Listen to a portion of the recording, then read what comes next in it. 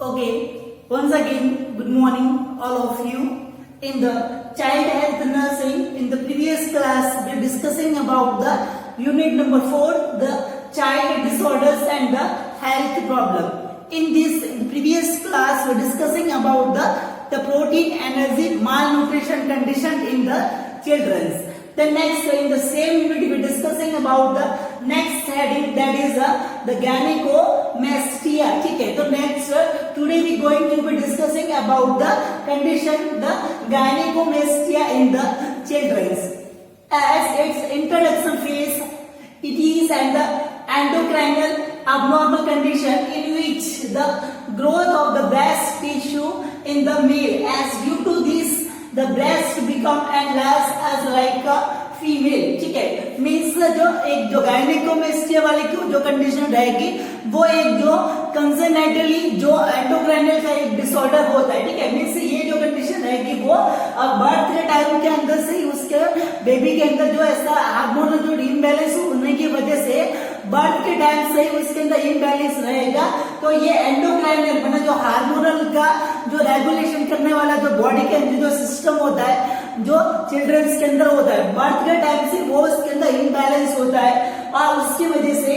As it is and endocrinal abnormal condition. ठीक है, इन विच मतलब इसके अंदर क्या होता है, the growth of the breast tissue in the male. ठीक है, मतलब जो मेल के जो ब्रेस्ट टिश्यू होता है, मतलब नॉर्मली जो ब्रेस्ट टिश्यू होता है वो मेल के अंदर जो नॉर्मली उसके अंदर फ्लैट होता है. ठीक है, मतलब उसके अंदर जो एनलार्जमेंट उनके अंदर एज लाइक अ फीमेल की जैसा उसके अंदर जो एनलार्जमेंट होता है वो उसके अंदर नहीं होता. ठीक है, वो एकदम फ्लैट होता है, वो एलिवेटेड, वो फीमेल की जैसा उसके अंदर नहीं होते. ठीक है,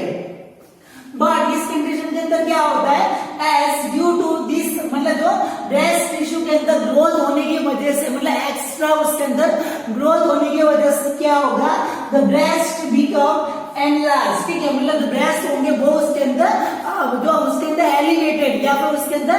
एनलार्जमेंट मतलब जो बहुत ही बड़े उसके अंदर हो जाएंगे एज लाइक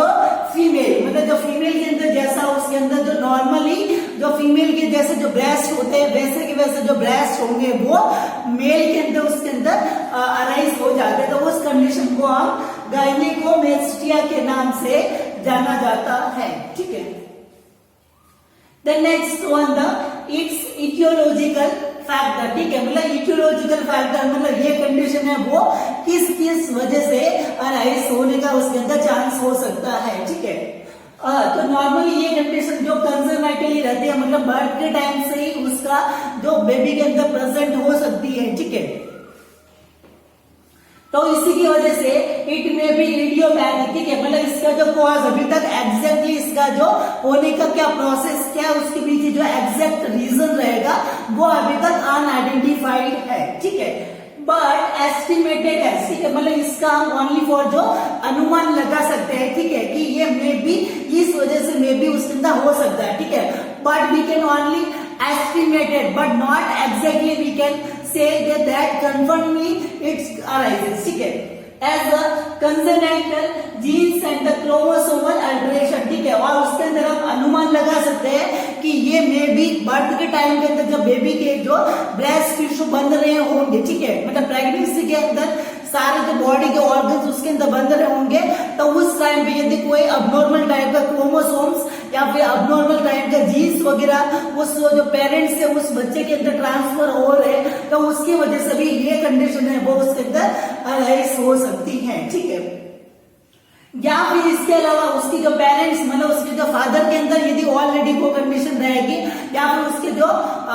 जो प्रजाति मतलब उसके अलावा उसके दादा परदादा उनके अंदर यदि कंडीशन रहेगी तो उनकी पीढ़ी मतलब उनके आगे आने वाले जो सारी पीढ़ी के अंदर ये पीढ़ी दर पीढ़ी ये प्रॉब्लम होती है वो उसके अंदर ट्रांसफर उसके अंदर होती रहेगी. ठीक है,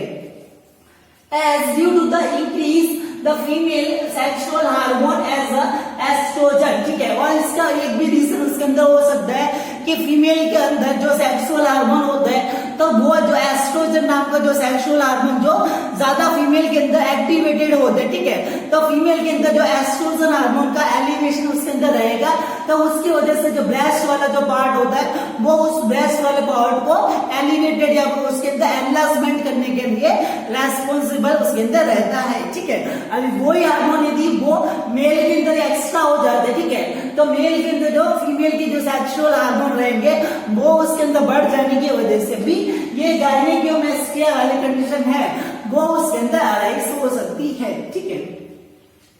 As due to the low testosterone level, ठीक है। और इसके अलावा जो मेल का जो एक्टिव हार्मोन होता है, ठीक है, मतलब जो मेल के अंदर जो एंड्रोजन जो टेस्टोस्टेरोन जो हार्मोन होता है वो कम रहेगा, तो टेस्टोस्टेरोन हार्मोन कम होने की वजह से जो ब्रेस्ट का टिश्यू होगा वो उसके अंदर एनलार्जमेंट इजीली उसके अंदर रहेगा, क्योंकि टेस्टोस्टेरोन हार्मोन होता है उस ब्रेस्ट के टिश्यू को ग्रोथ को उसके अंदर डिक्रीज करता है, ठीक है। बट और इसके अंदर ऑपोजिट वाले कंडीशन के अंदर यदि टेस्टोस्टेरोन हार्मोन का उसके अंदर लेवल कम होगा तो ब्रेस्ट टिश्यू होंगे वो इजीली उसके अंदर ग्रोथ कर सकते हैं, ठीक है।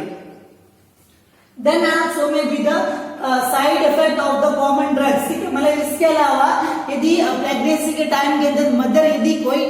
ड्रग्स वगैरह लेती है या फिर इसके अलावा बर्थ होने के बाद में भी यदि कोई चिल्ड्रंस रहेगा वो इन फॉलोइंग मेडिसिन के कांटेक्ट के अंदर आता है, ठीक है, एज लाइक कैंसर कीमोथेरेपी, मतलब जो कैंसर की जो ड्रग्स वगैरह रहेगी तो उनके कांटेक्ट में आने की वजह से उनका साइड इफेक्ट भी गायनेकोमेस्टिया वाली कंडीशन को अराइज कर सकता है, ठीक है। The next anti fungal and the anti depressant, मतलब जो साइकेट्रिक मेडिसिन वगैरह होती है, ठीक है, इसके अलावा जो एंटी फंगल मतलब जो फंगस जो इन्फेक्शन होता है, फंगस नाम का जो इन्फेक्शन होता है उसको कील करने के लिए जो मेडिसिन होती है तो उनका भी लंबे समय तक यदि यूज के अंदर लेने की वजह से उसका साइड इफेक्ट वो भी गायनेकोमेस्टिया वाली कंडीशन है वो उसको अराइज कर सकता है, ठीक है। Okay, so these all about the introduction phase and the etiological factors regarding the gynecomastia condition in the children. Okay, the next one, the pathophysiology, the mechanism of baby with the gynecomastia, ठीक है, means जो एक जो baby रहेगा जो congenitally उसके अंदर जो गायनेकोमेस्टिया वाले कंडीशन या जो हार्मोनल इम्बैलेंस रहेगा, ठीक है, तो उसके अंदर क्या क्या उसके अंदर मैकेनिज्म उसके अंदर अलाइज हो सकता है, ठीक है। ओके, तो as due to the etiological factor, ठीक है, मतलब कोई भी इटियोलॉजिकल जो फैक्टर्स रहेगा उसकी वजह से एज द टेस्टिकुलर कैंसर, मतलब जो मेल जो चाइल्ड रहेगा तो उसके अंदर जो टेस्टिस वाला पार्ट जो उसके जो मेल के जो सेक्सुअल हार्मोन्स होता है उसको एक्टिवेट करने के लिए रेस्पॉन्सिबल होता है, ठीक है, पर उस हार्मोन के अंदर यदि डीएक्टिवेशन रहेगा और इसके जो कंपनसेट करने के लिए उसकी जो मेल जो सेक्सुअल हार्मोन की बजाय उसके अंदर एस्ट्रोजन हार्मोन रहेगा वो उसके अंदर ज्यादा स्टिमुलेट होता है, क्योंकि जो टेस्टिस होता है वो मेल की जो टेस्टोस्टेरोन मतलब जो एंड्रोजन हार्मोन्स होता है उसको स्टिमुलेट करने के लिए रेस्पॉन्सिबल होता है। बट उस कंडीशन के अंदर यदि टेस्टिकुलर वाले पार्ट के अंदर टेस्टिस के अंदर कैंसर यदि होता है तो उस कंडीशन के अंदर वो हार्मोन्स होता है वो उसका सिक्रेशन नहीं कर पाता, इसकी वजह से स्टिमुलेट मिलता है और एस्ट्रोजन का लेवल होता है वो उसके अंदर बढ़ जाता है, ठीक है। और estrogen stimulate the growth of the breast, ठीक है, इसकी वजह से जो ब्रेस्ट के अंदर जो एनलार्जमेंट होता है, ठीक है, और उसी जगह के अंदर जो मेमोरी ग्लैंड्स होती है मीन्स जहां से जो मिल्क का सिक्रेशन होता है या फिर जो ब्रेस्ट की जो सेल्स होती है, ठीक है, तो उसके अंदर जो डेवलपमेंट उसके अंदर रह जाती है, ठीक है, एंड उसके अंदर मिल्क का सिक्रेशन होता है वो भी उसके अंदर अराइज हो सकता है,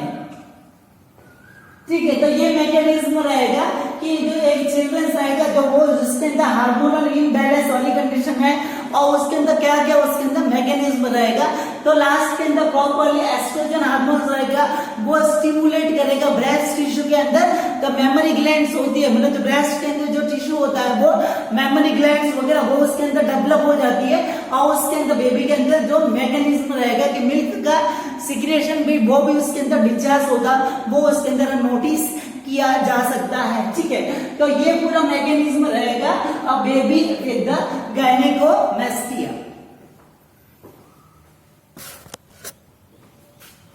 Okay, the next after the pathophysiology mechanism regarding the baby with the gynecomastia. The next, the clinical manifestation noticed in the baby with the gynecomastia. In this week, first we notice the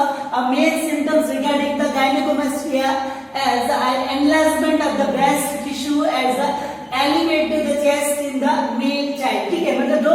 इस gynaecomastia वाली condition का जो main sign रहेगा कि जो breast tissue होता है वो उसके अंदर एनलार्जमेंट रहेगा और जो ब्रेस्ट जो मेल के अंदर वो फ्लैट होता है, मतलब चेस्ट वाले एरिया के अंदर फ्लैट होता है, ठीक है, पर उसके अंदर एनलार्जमेंट वो एलिवेटेड हो जाएगी, ठीक है, तो वो फीमेल के अंदर जैसे होता है उसके अंदर एलिवेशन होगा, वो उसके अंदर नोटिस किया जाएगा, ठीक है. And maybe the development of the mammary glands and the secretion of the milk is also present. ठीक है, उसके अंदर कभी कभी जो मिल्क का डिस्चार्ज मतलब मिल्क होगा, सिक्रेशन होगा, वो भी उसके अंदर नोटिस किया जा सकता है, ठीक है. और उस मिल्क को हम विच मिल्क के नाम से मतलब जो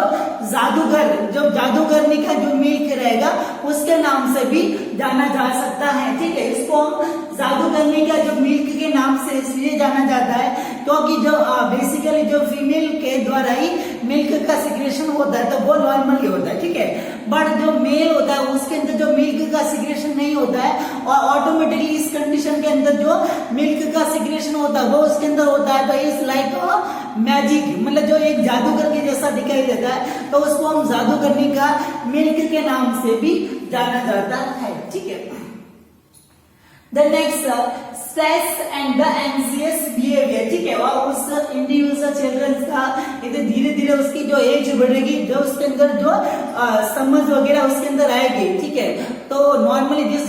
मेल चाइल्ड का जो ब्रेस्ट वाला एरिया वो गर्ल्स के जैसा नहीं होना चाहिए, तो गर्ल्स के जैसा रहेगा, तो वो ऑटोमेटिकली स्ट्रेस वाली कंडीशन के अंदर वो एंजाइटी बिहेवियर होगा, वो उसके अंदर शो करेगा, वो स्ट्रेस के अंदर जाएगा कि सब चिल्ड्रंस के अंदर ऐसा हो रहा है और मेरे अंदर ये अबनॉर्मलिटी उसके अंदर क्यों है, ठीक है. तो इस प्रॉब्लम की वजह से उसके अंदर स्ट्रेस और एंजाइटी का लेवल रहेगा, वो उसके अंदर इस वे बिहेवियर के अंदर वो शो करेगा और वो अपसेट वे के अंदर रहेगा, ठीक है.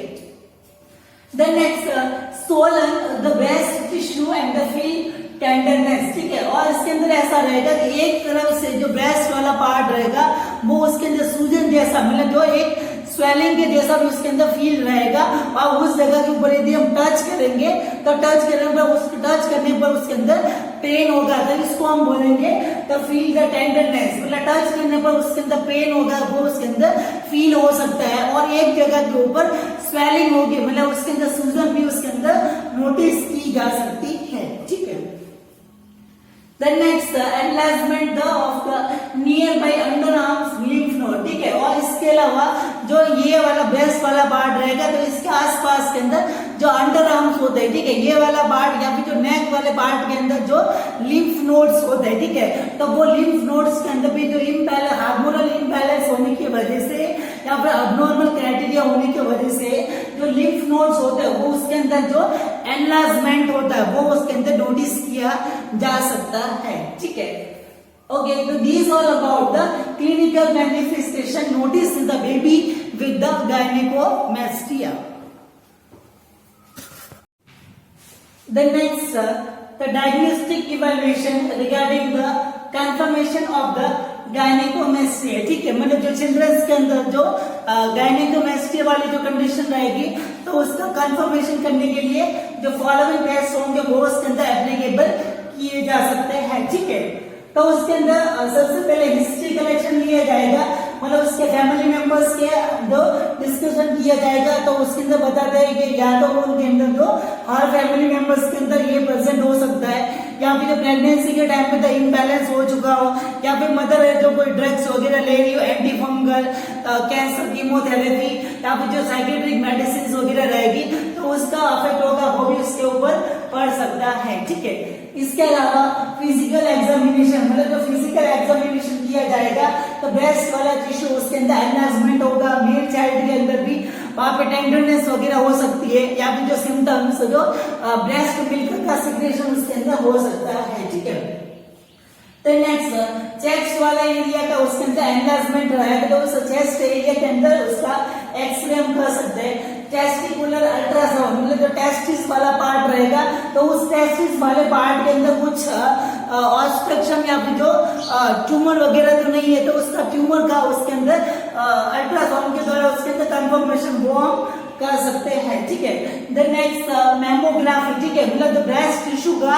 एग्जामिन किया जाएगा, मतलब रेडियोलॉजिकल जो ब्रेस्ट वाला जो पार्ट रहेगा उसके अंदर जो एग्जामिनेशन किया जाएगा मैमोग्राफी कहलाएगा, ठीक है। इसके अलावा जो एमआरआई इमेजिंग, मतलब जो एमआरआई उसके इमेजेस के द्वारा जो उसका कंफर्मेशन किया जा सकता है, ठीक है। And assess the secondary sexual characteristics, मतलब उसके अंदर जो ज्यादा से ज्यादा तो फीमेल की जो सेक्सुअल जो प्यूबर्टी के एज के अंदर जो सेक्सुअली जो चेंजेस आते हैं वो फीमेल से रिलेटेड उसके अंदर ज्यादा नोटिस किए जा सकते हैं, ठीक है। और इसके अलावा जो ब्लड के अंदर, ठीक है, मतलब ब्लड टेस्ट उसके अंदर करेंगे तो ब्लड के अंदर जो एस्ट्रोजन हार्मोन रहेगा, ठीक है, तो एस्ट्रोजन हार्मोन का लेवल उसके अंदर एलिवेटेड रहेगा, ठीक है। तो उसके अंदर जो एस्ट्रोजन हार्मोन रहेगा वो उसके अंदर नॉर्मल क्राइटेरिया के अकॉर्डिंग उसके अंदर बढ़ा हुआ रहेगा, और उसी के अंदर जो decrease level of the testosterone, ठीक है, जो टेस्टोस्टेरोन का हार्मोन रहेगा वो उसके अंदर डिक्रीज वे के अंदर ब्लड टेस्ट के अंदर अवेलेबल रहेगा, ठीक है। तो ये सब क्राइटेरिया को आइडेंटिफाई करने के बाद में इस कंडीशन को हम कंफर्म कर सकते हैं कि ये उस बेबी के अंदर गायनेकोमेस्टिया वाली कंडीशन उसके अंदर कंफर्मली उसके अंदर प्रेजेंट है, ठीक है। Okay, then next after the confirmation of gynecomastia condition in the children, the next one the management planning regarding the gynecomastia, ठीक है, मतलब जो डायग्नोस्टिक इवैल्यूएशन के द्वारा उस कंडीशन को कंफर्म किया जाता है और उसके बाद में उसके रिलेटेड जो उसको रिड्यूस करने के लिए उसको मैनेज करने के लिए जो प्लानिंग की जाती है, ठीक है। तो गायनेकोमेस्टिया के लिए जो मेडिकल मैनेजमेंट, सर्जिकल मैनेजमेंट और नर्सिंग मैनेजमेंट, जो तीनों टाइप का जो मैनेजमेंट जो प्लानिंग वो उसके अंदर अप्लाइड किया जाएगा, ठीक है। तो इसी के अंदर आएगा the selective estrogen receptor modulator, ठीक है, मतलब जो एस्ट्रोजन हार्मोन उसके अंदर सिक्रीशन होता है, मतलब उसके अंदर जहां पे जो एस्ट्रोजन हार्मोन्स होता है वो रिसेप्टर पर जाके बाउंड होता है, ठीक है, मतलब जो रिसेप्टर जो एस्ट्रोजन हार्मोन्स होता है वो ब्लड के अंदर भले ही उसके अंदर अवेलेबल रहे, ठीक है, पर जिस जगह पे जाके उसको बाइंड होना है तो वो उसके जो रिसेप्टर होंगे उसको हमको ब्लॉक कर देंगे, तो एस्ट्रोजन हार्मोन होगा वो उस टारगेट एरिया के वहां पे जो उसके अंदर जो एसेट उसके अंदर अटैच नहीं हो पाएगा, ठीक है। तो जिस जगह के ऊपर जो उसको एक्टिव होने के लिए उसके रिसेप्टर का जरूरत होता है, ठीक है, तो उसके अंदर रिसेप्टर यदि अवेलेबल नहीं होंगे तो वो एक्टिवेटेड फॉर्म के अंदर नहीं रहेगा और उसके अंदर ब्रेस्ट का एनलार्जमेंट होगा वो उसके अंदर नहीं हो पाएगा, ठीक है। तो उसके अंदर जो मेडिसिन हो सकती है द रिलैक्सिफेन, ठीक है, तो रिलैक्सिफेन नाम की जो दवाई रहेगी तो एस्ट्रोजन के रिसेप्टर को वो ब्लॉक कर देगी, और जब रिसेप्टर को ब्लॉक किया जाएगा तो एस्ट्रोजन हार्मोन्स होगा वो इसके अंदर डीएक्टिव फॉर्म के अंदर रहेगा और ब्रेस्ट के जो टिश्यू का एनलार्जमेंट ग्रोथ होगी वो उसके अंदर नहीं हो पाएगी, ठीक है। Then next synthetic the testosterone hormone, ठीक है, और उस मेल के अंदर ऐसा होता है कि जो टेस्टोस्टेरोन हार्मोन का लेवल कम होने की वजह से उसके अंदर ब्रेस्ट का टिश्यू का एनलार्जमेंट उसके अंदर बढ़ जाता है, ठीक है, जो ग्रोथ होगी वो उसके अंदर जल्दी होगी। तो इसी के अंदर एक जो प्रोडक्ट रहेगा कि टेस्टोस्टेरोन लेवल होता है वो सिंथेटिक फॉर्म के अंदर जो बाहर की तरह इंजेक्शन मीडियम के द्वारा उसके ब्लड के अंदर दिया जाएगा और उसके अंदर जो टेस्टोस्टेरोन हार्मोन बैलेंस होने की वजह से ग्रोथ होगी वो उसके अंदर स्टेबल उसके अंदर रह सकती है, ठीक है। नेक्स्ट इसके अलावा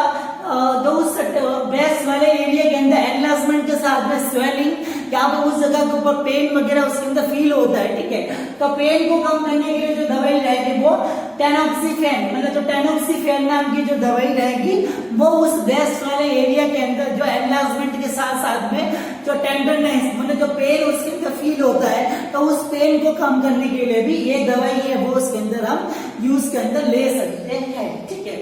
देन नेक्स्ट इसके अलावा अदर जो मेडिसिन रहेंगे द एक्सेनेस्टोन एंड द एनेस्ट्राजोल, ठीक है, द एक्सेनेस्टोन नाम की जो दवाई और जो एनेस्ट्राजोल नाम की जो दवाई होगी वो भी उसके अंदर इफेक्टिव तरीके से काम उसके अंदर करती है, ठीक है। तो इनडायरेक्टली ये जो दवाइयाँ होगी वो directly the breast tissue, the mammary glands वगैरह या फिर जो ब्रेस्ट सिक्रेशन के अंदर वो ब्रेस्ट का जो मिल्क का सिक्रेशन होगा उसके ऊपर इनडायरेक्टली अफेक्ट करेगी। कोई रिसेप्टर को ब्लॉक करेगी तो वो इनडायरेक्टली टेस्टोस्टेरोन हार्मोन को बढ़ाएगी या फिर उसके अंदर इनडायरेक्टली एस्ट्रोजन लेवल को डिक्रीज करेगी, ठीक है। तो ये सब जो मेडिसिन रहेगी उसके कॉज के बेस के ऊपर रह सकती है, ठीक है। Then next one the surgical management regarding the gynecomastia, ठीक है। तो gynecomastia वाले कंडीशन के अंदर जो एक जो सर्जरी के द्वारा उसके अंदर मैनेजमेंट किया जाएगा कि जो बेबी के ऊपर जो उसकी एज होगी वो थोड़ी बढ़ गई है तो उसके अंदर मेडिसिन होगी वो उसके अंदर ज्यादातर असर नहीं कर रही है, तो मेडिसिन असर नहीं कर रही है तो उसके लिए हमको दूसरा जो भी मतलब जो फाइनल ऑप्शन रहेगा कि जो ब्रेस्ट जो एनलार्जमेंट हुए बेसिकली फीमेल के अंदर जो ब्रेस्ट होता है वो उसके बेबी को ब्रेस्ट फीडिंग करवाने के लिए रेस्पॉन्सिबल और जो उसके जो हार्मोन होते हैं उसको असेस करने के लिए रेस्पॉन्सिबल होते हैं, ठीक है। बट जो मेल के अंदर जो ब्रेस्ट का हार्मोन होता है उसके अंदर एनलार्जमेंट है तो उसके अंदर कुछ भी उसके अंदर फंक्शन नहीं होता है, ठीक है। तो ब्रेस्ट जो मिल्क होता है उसको बेबी को पिलाने का जरूरत भी नहीं होता है, ठीक है। तो इसकी वजह से ब्रेस्ट होगी उसको हम कट डाउन कर देंगे, ठीक है। तो ब्रेस्ट को कट डाउन किया जाएगा तो उस कंडीशन को हम मैस्टेक्टोमी के नाम से जाना जाता है, ठीक है।